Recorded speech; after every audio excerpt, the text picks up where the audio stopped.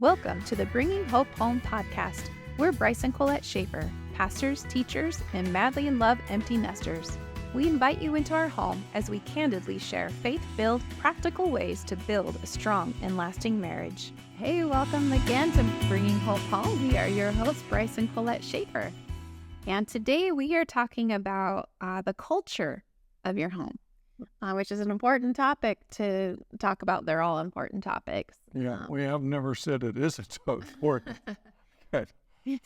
They're all important, but we're going to focus on this one today. Right. And this one isn't something that I think a lot of people think about. I think a lot of people kind of fall into the culture of their... Yeah, they stumble upon it. It's like, oh, this is the culture. And sometimes if you take a step back, it might not be the culture that you're wanting, and what I mean by culture, when someone is, what is the feeling of your family?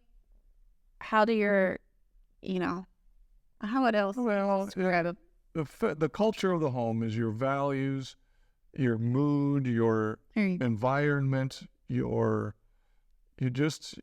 feel. And it's hard to describe it. That's why a lot of times you can't just Google culture of a home. It's really tough. But it is something that is defined in a relationship and in a home.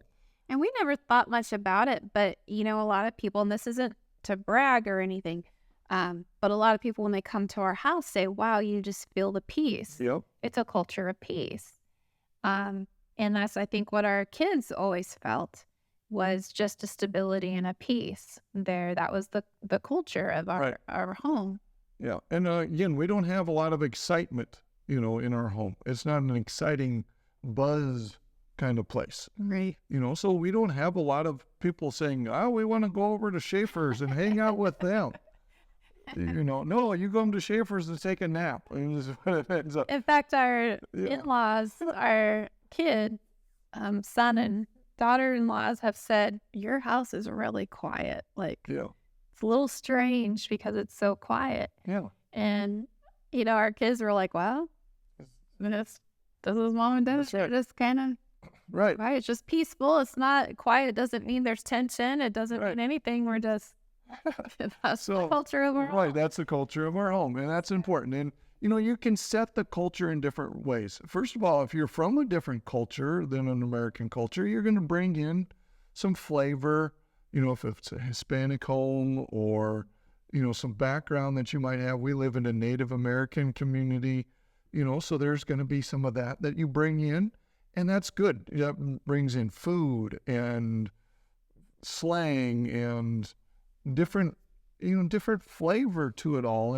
And you as a couple then need to define yours as well and what you want to emphasize in your home. And so one of the things we would always say is the Schaefer way. Now, this was never meant to be the standard. It was a standard, but to be a stumbling block. But it would be there to remind us of what it means to be a Schaefer. What does it mean to live in our home? And what are our expectations? And how are we going to respond to things and, integrity. And so what's the Schaefer way? And that's all we would have to say. And sometimes your kids like, no, they maybe didn't like it, but I always did. So I'm throwing that out there. And again, it could be that stumbling block in that, well, I have to be like that royal family. They got this way of doing things. And that's not what it was ever intended to be. But it just shows it's not about pressure. It was just about the value, the mood, how we're going to respond on things. It was important. I think that's important. The value, your values as a family, is really the culture. And we were going to always bring God into everything we did. We didn't just put God in a box in our homes. We didn't just take God in the Bible with us to church. And we just did it before bedtime or at the dinner table. In fact, we didn't do Bible reading and prayer time before bed. Yeah. You think, say what?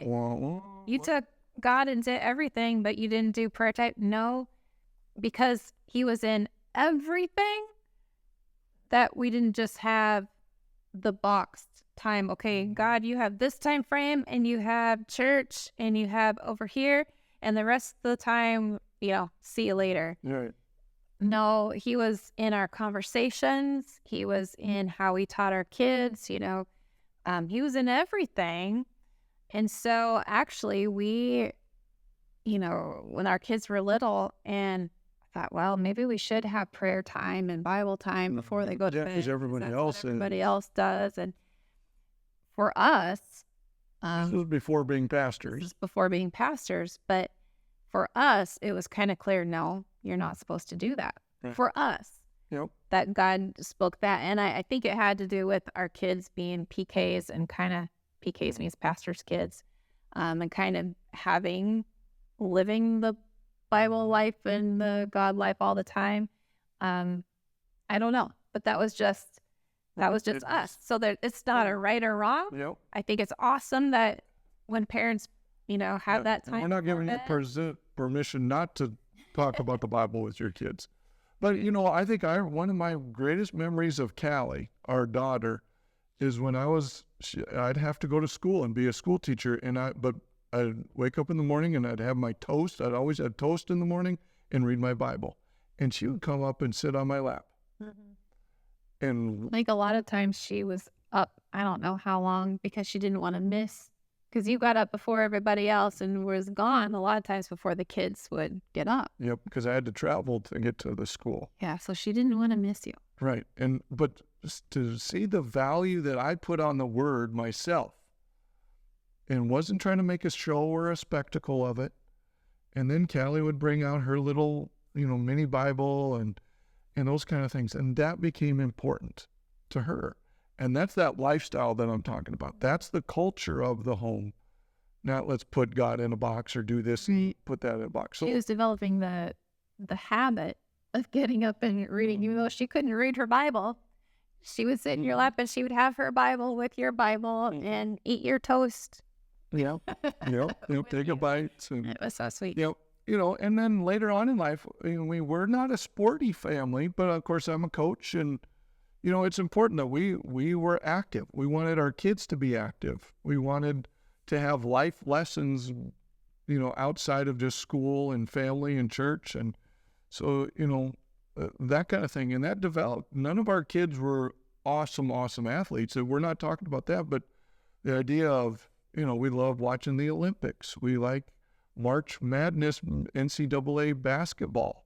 It kind of defines us and brings us together. We have a rotating trophy, by the way. And that's how bad it is. But our whole family, we do the little... Yeah, and we won't name names, but two have not won it yet in the 12 years or so. I was so close this year. So close. So close. I was in the lead the whole time. The whole time. And then I won it. I did. Because I picked the right team to win the whole thing. You got more points. Yeah. Me and our oldest son have not won it. I didn't say it, Ethan. So, but those things bring us back together. Even though now our kids are all grown, it's neat for mom and dad to always come back together. We were now talking this last 2 weeks, and you're not going to have it. The Olympics will be over by the time you guys get this podcast. But we're talking more as a family and little chit-chats than we have in a long time, because it's the Olympics, and that's what our family always, gravitated towards. So it's fun. Around March Madness, we come together. And so your family find those things, and it's important. Yeah. One of the main things that our kids still love and have carried on in their homes is, and we probably referenced it before, but Friday night pizza night. And then Saturday morning breakfast. And we mentioned it in another podcast, but because it has become such a stabilizing point in our weeks, where amongst a busy week and everything, Friday night pizza night was kind of involved I'd make homemade pizza, and still do. And then back then the kids would pick out, we would get Netflix. Yep, Netflix or Blockbuster. That's not even around anymore. But the whole fun of going and picking out, movies, and and doing that. And I was talking to, our kids about it, and they said, it was the time we just had you guys, and it just was fun. We were silly. We created different pizzas. And it was just a time of relaxing and coming together as a family. There was no expectations. Yep. And it has lasted. It has lasted. We still do it, and our daughter and son-in-law live right next to us, behind us, and they come over every Friday for pizza. Now, again, we don't make it a religion where it has to be everything has to be moved off of Friday nights for our family. No, we miss it every once in a while. When I'm coaching, I can't tell the school, well, don't schedule games on Friday because this is my family time. That's sacred. No. Don't be that rigid. Come on, people. But that's important. So, and moving off of all that too, I think when you're creating a culture, it's not about in your life, and I've said this in a lot of different ways, in when I minister or other ministers have said it, but be the thermostat, not the thermometer. And that's what a culture is. And a thermostat is you set the temperature, you set the tone, you bring it around to what you want it to be, regardless of what it starts at. And a thermometer just reads the temperature, and it just then goes off of that, and everything is, dictated from that moment. No, in your culture of your home, we're not going to allow that bad day that we all just had to affect our family. That is a moment in time, and yes, it was bad or whatever. We had a bad day, we had a bad issue, we had a bad, health scare, and so now we have to change this. But we're not going to let that dictate to us and run our life. We're going to let our values, what we want as our culture, we're going to set that as the priority. So that's so important, I think, in everything that we're doing. Yep. I don't know. What else do you want to talk about? I mean, one of the things your grandma always did when I got into your family, and then your mom has done, is, you decorate for seasons. I mean, your grandma was famous for every month. She had teddy bears. She was a teddy bear queen.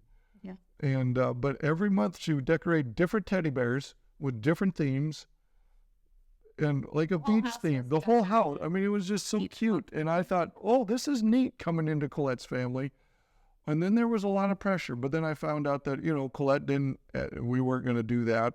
And Jan and Rick didn't do that. But, it was neat to see this theme change and evolve. And, I think, in your home, I think to decorate, we focus on decorating the aesthetics of your home. That's part of your culture as well. And it really reflects on you, what your yard looks like. And well, as we reflect on the culture and, like you said, decorations, but it also can be, is your house messy? Is it dirty? Yeah. I mean, if you're feeling chaotic all the time, you might want to take a look at your environment, and is it, because that's a culture. Yeah. Is it messy all the time? Are you always running late? Can you not find your keys? Some of those things, those are culture things that you can develop so that you set a peaceful, the way you want it. The way you want it. And if you like chaos, you like last minute, well, then you do you, boo-boo. I mean, that's all right. One of the things, just to start ending this podcast today, I think, whatever it is for your culture, start visualizing it. Start visualizing what you want and what it would look like. We talk about that a lot. We do. Because you don't cast the vision, you don't know where you're going. Right. And so do that and cast that, visualize what you need. Don't let TV and social media and stuff dictate your visualization. This must be this way. But, if you need to expand your boundaries or whatever and figure out what it is, who you are, especially if you're early married or you're having dysfunction and you want to change it, cast a vision together, talk about it, and then figure it out, and then start, how do we make that work? If you want to change your diet, like I want to take out salts from my diet, for my heart health at my 50-some years old body. So then I say, okay, if that's what I want and desire, how does that supposed to look? Well, I need to cut that out of, shouldn't have salt sprinkling on my eggs in the morning or hash browns. Should look at not having as much bread because that has salt, So visualize it and then start the practical applications. There you go. All right. So a lot of practical things that you can do to, create the culture that you're wanting in your home, because ultimately we want to bring hope home to your life today. If you're listening on the Apple Podcast app, give us a 5-star rating and drop a review. If you're listening on Spotify, give us a follow. And if you're watching on YouTube, hit the subscribe button. See you next week.